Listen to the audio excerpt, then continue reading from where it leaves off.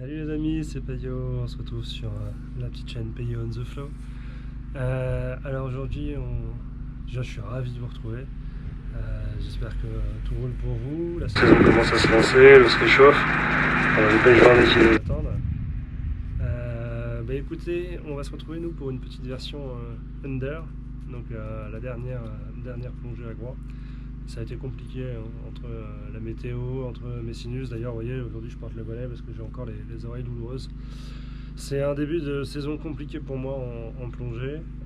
Ça va peut-être me donner l'occasion de faire plus de vidéos de pêche, un peu moins de chasse sous-marine. Mais écoutez, juste avant de se retrouver sous l'eau, je voulais prendre un tout petit moment pour faire le point. Une bonne fois pour toutes, parce que là vous allez voir des vidéos de chasse sous-marine où j'effectue des prélèvements et du coup forcément en chasse sous-marine le no-kill on n'en parle pas trop, et je sais que voilà, on va commencer forcément, j'affiche des vidéos où de temps en temps je prends du poisson, donc forcément on commence déjà à me parler du no-kill. Donc je vais vous donner clairement, je vais redonner clairement mon point de vue à moi, ma pêche à moi, ma vision de la pêche à moi, mes convictions. Et à partir de là, je perdrai plus de temps, à répondre dans les différents débats et les différentes sollicitations dans ce sens-là. Surtout que j'ai remarqué que les gens qui critiquent, entre guillemets, je mets bien des guillemets sur la critique, n'ont pas pris le temps de venir se renseigner. Donc là, voilà, je pourrais les renvoyer vers cette vidéo et ça me fera gagner du temps. Écoutez-moi, le kill, le no-kill, je pense que chacun s'arrange avec sa conscience. Je ne suis pas dans votre assiette, je ne suis pas dans votre frigo, je ne suis pas dans votre portefeuille, et vous n'êtes pas dans le mien. J'ai la chance aujourd'hui de ne pas forcément avoir besoin, pour des raisons économiques, de pêcher. Pour des raisons d'éthique alimentaire, oui, par contre, ça je vais y revenir. Mais dans ma vie, ça m'est arrivé, vous savez que j'ai beaucoup voyagé. Quand on voyage et qu'on part s'installer loin d'ici, la situation professionnelle et économique n'est pas toujours très très stable, et ça m'est arrivé d'avoir besoin que la pêche soit une nécessité alimentaire. J'ai croisé beaucoup de gens dans des contrées lointaines qui, sans être des professionnels de la pêche, subsistaient grâce à ça. Je me serais pas vu en fait leur dire non mais là ton poisson il est trop petit, il faut le remettre à l'eau. De la même manière que tous les gens qui font du no-kill, je n'irai pas les attendre à la sortie du supermarché pour mettre les mains sur leur caddie et leur dire ah non mais là t'as acheté ça c'est pas bien, faut pas manger ça, c'est pas... et tout mettre à la poubelle parce que j'estime que c'est dangereux pour la planète. Voilà, non, je ferai pas ça. Eh ben, quand quelqu'un vient dans mon dos, vient sur mes vidéos me dire tiens non mais là ce poisson là pour sauver la planète il fallait le remettre à l'eau, voilà, repensez à ce qui se passerait demain si je vous attendais à la sortie du supermarché pour mettre les mains sur votre caddie et que je foutais tout à la poubelle, des choses pour lesquelles vous êtes investi. Alors certes, en sortant votre carte bleue, mais bon, vous avez travaillé pour remplir votre compte en banque, donc vous êtes investi d'une certaine manière. Mais justement, on y vient parce que on me dit toujours oui, mais le no-kill c'est pour sauver, préserver des espèces menacées. Alors déjà, on va s'arrêter tout de suite. Aujourd'hui, malheureusement, sur cette terre, que ce soit sur terre ou dans l'eau, toutes les espèces sont menacées. Toutes les espèces sont menacées. Elles l'ont été il y a 5 ans, elles le seront peut-être dans 5, elles le sont peut-être moins aujourd'hui, mais elles le seront à nouveau dans 5 ans. Là, on me dit aujourd'hui, il y a trop de poulpes. Il y a 4-5 ans, prélever un poulpe, c'était mal vu parce que c'était une espèce super intelligente, en voie de disparition et autres. Et aujourd'hui, il faudrait buter tous les poulpes de la terre parce qu'ils mangent de homards. Manger moins de homards et puis manger plus de poulpes tout simplement. Non, moi je pratique pas le no-kill parce que justement je n'irais pas dire que le no-kill est une mauvaise solution, mais je dirais que c'est une analyse erronée, écourtée. Finalement, est-ce qu'il ne vaut pas mieux manger le poisson que tu as pêché, dont tu sais exactement comment tu l'as pêché, et puis c'est surtout le seul que tu as pêché, plutôt que d'aller l'acheter dans un supermarché ou chez un poissonnier qui l'a acheté à la criée, issu d'une pêche au chalut. Finalement, dans l'assiette, d'un côté tu as le poisson que tu as pêché, qui est le seul poisson qui a été pêché, et de l'autre tu as le poisson que tu as acheté chez ton poissonnier, mais qui est là parce qu'on a mis un chalut dans l'eau et qu'on a pêché des millions, peut-être sur des frayères. Voilà. Et ça vaut pour tout, hein. Ça vaut pour tout. Alors vous allez me dire, bah oui, mais moi dans ce cas-là, je mange pas de bar. Je mange pas de bar. Mais encore une fois, soyons pas hypocrites. le problème n'est pas spécifiquement le bar. Aujourd'hui, on nourrit les saumons d'élevage avec du maquereau sauvage, sachant qu'il faut 11 kilos de maquereau sauvage pour faire 1 kilo, pour produire 1 kilo de saumon d'élevage. Donc voilà, remettre un bar à l'eau et faire un carton sur le maquereau le lendemain, c'est très hypocrite. Voilà, en fait, c'est un débat beaucoup plus vaste. Et moi, je reste persuadé que faire soi-même, que ce soit sa pêche, sa chasse, si vous êtes chasseur, son potager, ses ruches, si vous avez cette passion-là. Moi, je ne suis pas passionné de ça, mais j'adorerais développer les ruches. Je trouve que c'est super intéressant. Je trouve que c'est un rôle, enfin bref, un rôle de pollinisateur qui est hyper important pour l'écosystème. Donc, on pourrait en parler encore éternellement. Mais je pense que le no-kill aujourd'hui, si on regarde, on parle que d'une espèce, on parle que du bar. Encore une fois, c'est une analyse erronée. C'est une analyse erronée. Il vaut mieux prélever un bar par mois, le manger et diversifier sa pêche.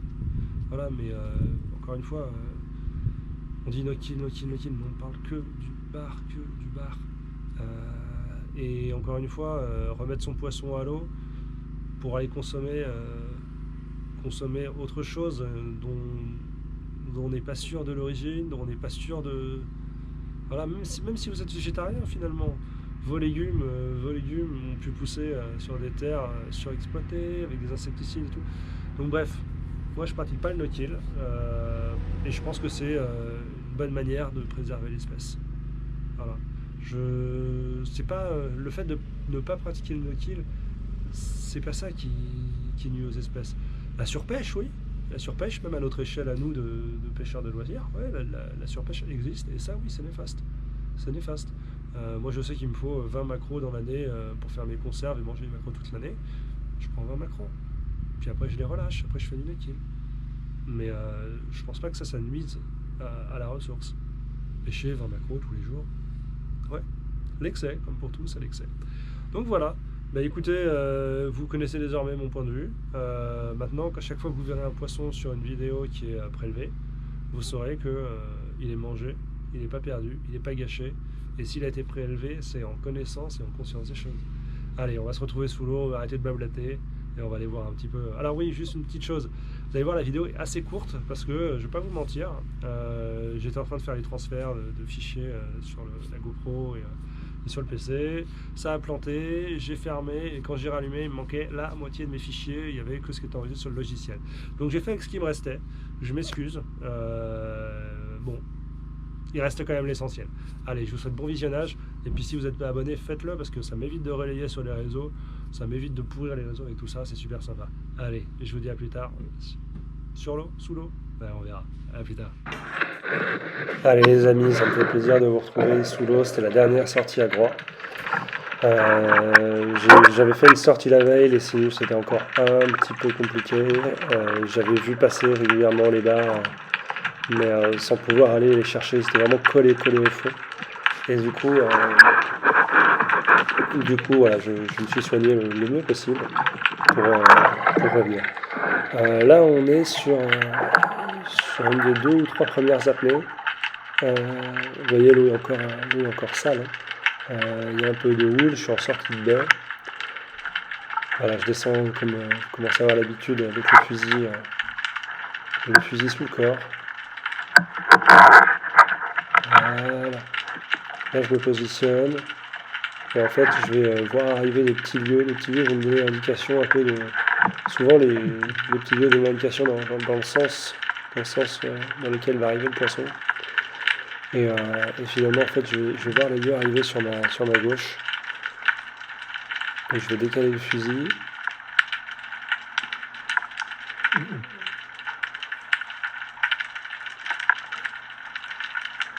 Voilà, je décale parce qu'en fait, derrière les lieux, j'ai vu une forme plus intéressante. Voilà, une jolie dorade. J'essaie de la faire venir. Elle ne vient pas. J'essaie d'avancer vers elle. Elle ne bouge pas. Voilà, là, elle me laisse l'angle. C'est le meilleur moment meilleure fenêtre pour lâcher un tir. C'est dommage, la caméra bouge un peu au moment du tir. Mais voilà, on voit que le poisson est sur la flèche. Ça, c'est top. Super poisson, bonne taille. Nickel pour le barbecue.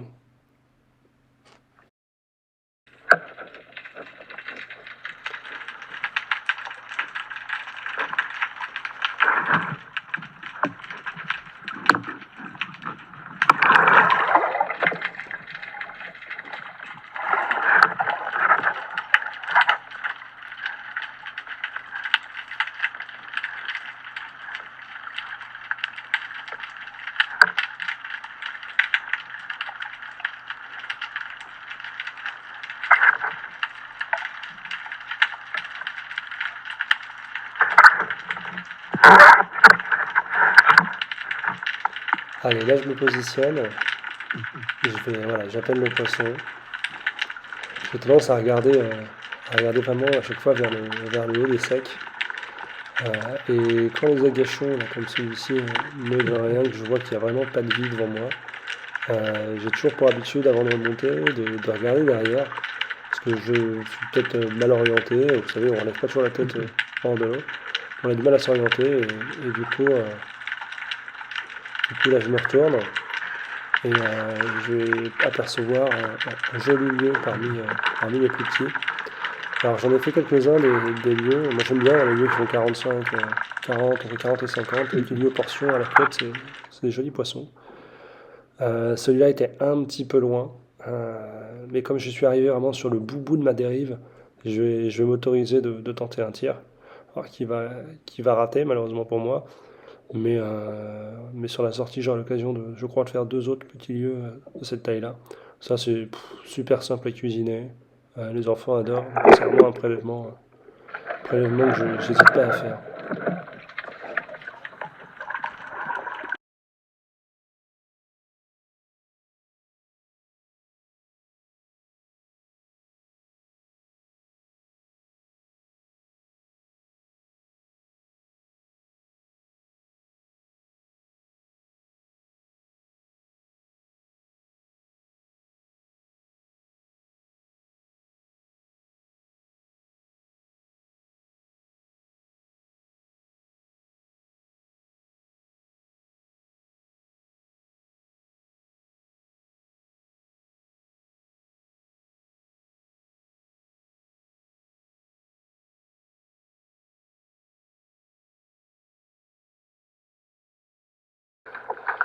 Alors là, en fait, on va s'apercevoir que je suis pas du tout fait pour la pêche du sard. Alors, parce que souvent, je suis pas à l'aise dans très peu d'eau. Mais à Groix, il y a cette particularité que souvent dans les agachons un peu profonds, ce qui n'est pas forcément le cas là d'ailleurs, on voit des gros sards, très très gros sards solitaires, mais généralement super méfiants. Et effectivement, celui-ci, là, je vais le voir arriver de loin. C'est assez furtif sur la vidéo, mais le poisson était vraiment joli. Et je vais m'apercevoir qu'il n'approchera pas. Et du coup, un peu comme pour la Dora tout à l'heure, je vais tenter une approche, sauf que voilà, comme je vous l'ai dit, les gros sards sont super méfiants. Et celui-là, il a filé sans demander son reste.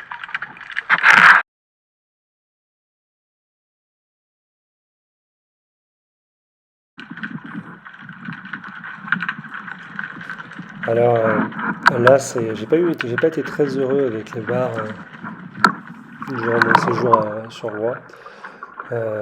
Souvent du fait que les sinus étaient un peu chahutés, je ne pouvais pas forcément aller chercher dans les meilleures dispositions. Du coup, sur cette action, je vais vraiment avoir de plus belles images. Et encore, dites-vous que moi j'ai vu plus de choses que ce que la caméra n'a pu capter. Alors souvent, les bars, c'est le plus gros arrive souvent derrière. Là, ça va être l'inverse. C'est vraiment le plus gros qui va arriver. Un très gros bar qui va faire 4-5 kilos. Qui correspondait pas trop au profil de ce que je recherchais, puis qui m'aura senti en plus. Dans cette action-là, j'ai eu très peur de blesser un joli poisson. Le premier, là, ça va arriver vraiment très écrasé dans les algues. Et moi, de mon côté, j'avais pas envie de me lever. Voilà, on le voit passer là. Je le suis derrière les algues. Je veux surtout pas tenter un tir à l'aveugle. Voilà, il y a un deuxième qui vient, mais hop, qui s'échappe tout de suite. Et finalement, le troisième, d'une taille tout à fait correcte. Et puis surtout, c'est celui qui me propose un tir vraiment le plus sûr. On va le revoir en ralenti. Il y a le premier là-bas, assez lointain, qui aura été méfiant vraiment durant toute l'approche. Le deuxième, on va voir, voilà, qui fait sa volte, mais qui ne va pas rester de travers. De toute façon, j'ai fait mon choix déjà sur ce troisième poisson. Voilà. Un poisson qui fait 2,5 kg, 3 kg, largement suffisant. Voilà, bon, il ne me reste plus qu'à vous remercier. N'hésitez pas à vous abonner. N'hésitez pas à laisser un petit commentaire. Et puis je vous dis à bientôt. Allez, salut!